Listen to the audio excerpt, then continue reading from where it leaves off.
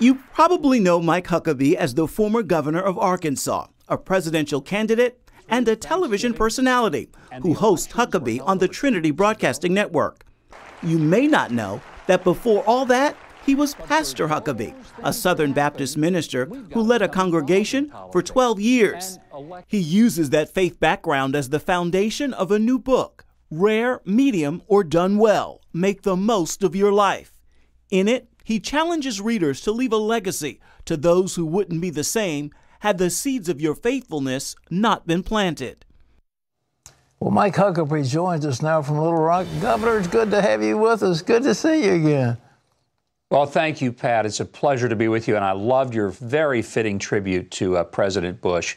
And those personal remembrances that you brought were just extraordinary and a great illustration of a man who, in fact, lived his life so that I think the Lord said, well done, good and faithful servant. I think you're exactly right. And the praises coming to him are well-deserved. But what a wonderful man and what a wonderful legacy. Well, listen, you know, this book is interesting. You sort of start out talking about a man named Dick Morris who you were running for, I think, Lieutenant Governor of Arkansas, and he looked at a few precincts, and he said, well, Mike, you're going to win. And you were somewhat taken aback, and then you began to realize research was pretty important. Tell us about it. Well, Dick Morris was working for me. Of course, he had been Bill Clinton's political consultant all through the late 70s and 80s, and when I ran for lieutenant governor in '93, Clinton at this time had moved on to different consultants. So Dick Morris knew Arkansas. He was my consultant. And about 15 minutes after the polls closed, he was sitting on a chair in a hotel room, and he was scribbling furiously on his little notebook with his calculator. And he looked up at me and he says, well, you're going to win with 51% of the vote. And I thought, Dick, how do you know that? We only have like 4% of the vote in at this point. And he said, trust me, that's what it's going to be. And sure enough, it was exactly that. It wasn't 2.5 hours later till it was officially called. But it was a great moment of understanding that a true genius when it comes to politics could take a sampling of information and make a prediction based on it. But it was a shattering event in Arkansas for politics. But it was an incredible moment for me, and I think for a lot of conservatives in our state to see that happen. But, you know, this book that I did this time is not a political book, and I've done lots of political books, Pat, as you well know, but I wanted to do something that transcended politics, and this one so transcends politics that it has the endorsement of people like Van Jones on the far left, and then all the way to the right to people like Tony Perkins and Eric Metaxas and Robert Jeffress. So it really spans the spectrum. Since it's not a cookbook either. Sometimes people see that title and they say, oh, is this like how to cook steak? And I say, no, it's not quite about that either. Well, you know, we face a tremendous crisis in America. 50% of sort of the marriages ending in divorce. They understand that the life expectancy of Americans has gone down because so many people are either hooked on opioids or they're committing suicide. Tell us what this book says about that. Well, it tries to say that the issues of family and togetherness are really more important than how much money you make or how famous you are, or how important, how powerful. And sometimes we do focus on the immediate rather than the important, and we focus on the urgent rather than the ultimate. And so what I try to do in this book is talk about how do you live your life so that when your moment comes, you're prepared to leave something behind other than a stack of bills and some bad memories. There's a chapter in the book, Pat, that a lot of people from the Deep South will relate to. Some will have to have a translation. But the chapter is called Potato Salad Time. Now, those of us in the Deep South know that when a death comes in the family, it's pretty traditional that people will bring over piles of food and hugs and lots of condolences, but there will always be at least one big, large bowl of potato salad that'll be brought to the family where the death has occurred. So when I was a little kid growing up in Hope, Arkansas, we used to say that if there was a death in, let's say, the Allen family, we would euphemistically, rather than say, oh, they've had someone die, we'd say it's potato salad time over at the Allens, which means somebody has died and there's a big bowl of potato salad. So my point is, one of these days, that bowl of potato salad is going to be for me. And I need to make sure that when that bowl of potato salad is brought for me, what are they going to say? And will I have left something behind that is a life worth living, a life done well?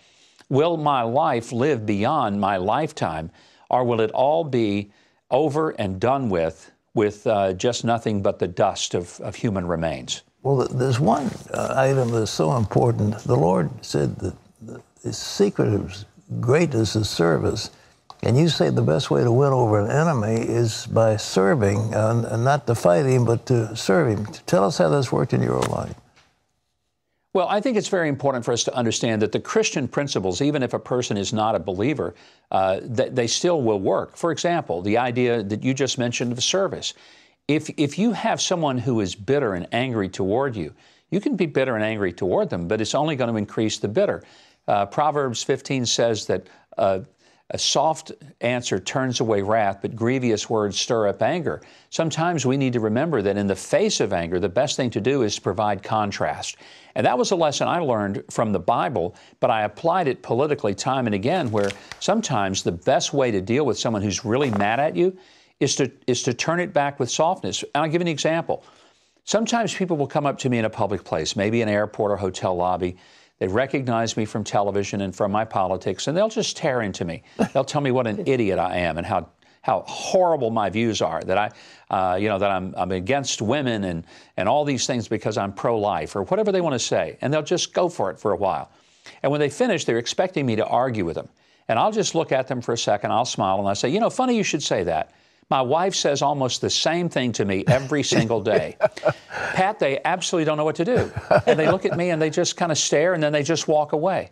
Because if I argued with them, I would be giving them exactly what they want. Yeah. I'm not going to do that. I'm going to give them what they need, which is a soft answer. That's great.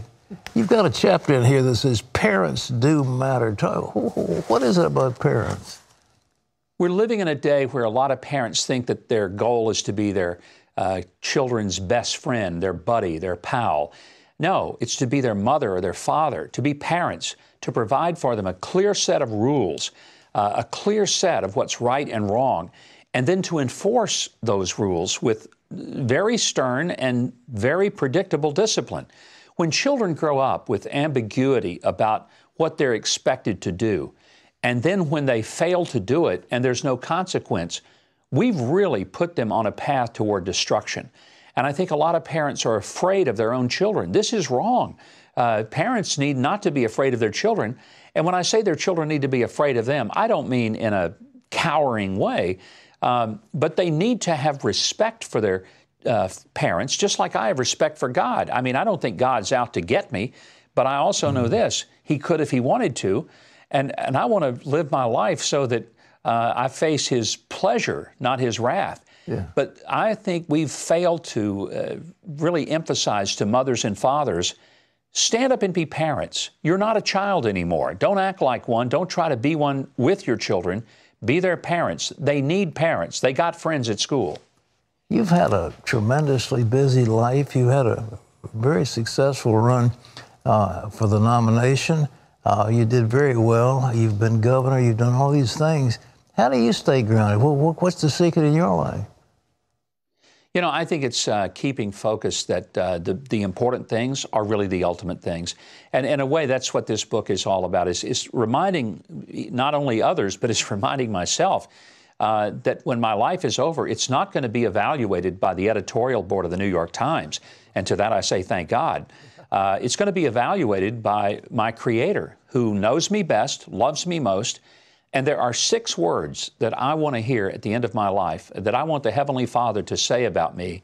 And those 6 words are, well done, good and faithful servant. Mm-hmm. And if I hear those words, it doesn't matter anything else that people said about me.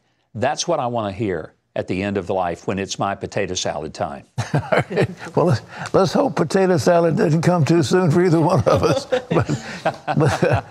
when people get through this book, it's a terrific book of affirmation of faith. What do you want your readers to take away with them? One of the things I hope they'll get is that life needs to be lived with a sense of humor. A lesson in the book that I try to really drive home is that live your life so that you take God seriously, but don't take yourself too seriously. By the way, as I said, this isn't a book about politics. It's not a book about recipes for cooking. This is a faith book, an inspirational book, and it's designed to make people think very carefully, with some level of clarity, about what is important in life, and quite frankly, what really isn't that important. And what's not important, how much money I make, how famous I am, how powerful I am. What's important is God pleased with my life, my work, and the way that I treated other people. Amen. Well, this book is available where books are sold, I guess Amazon or wherever. It's called Rare, Medium, or Done, and it is not a cookbook. It is not how to make potato salad or to cook steaks. Mike, thank you so much. It's a tremendous book of faith and teaching, and we appreciate it so much. God bless you. Thank you, Pat. Great to be with you. Merry Christmas to you and your family.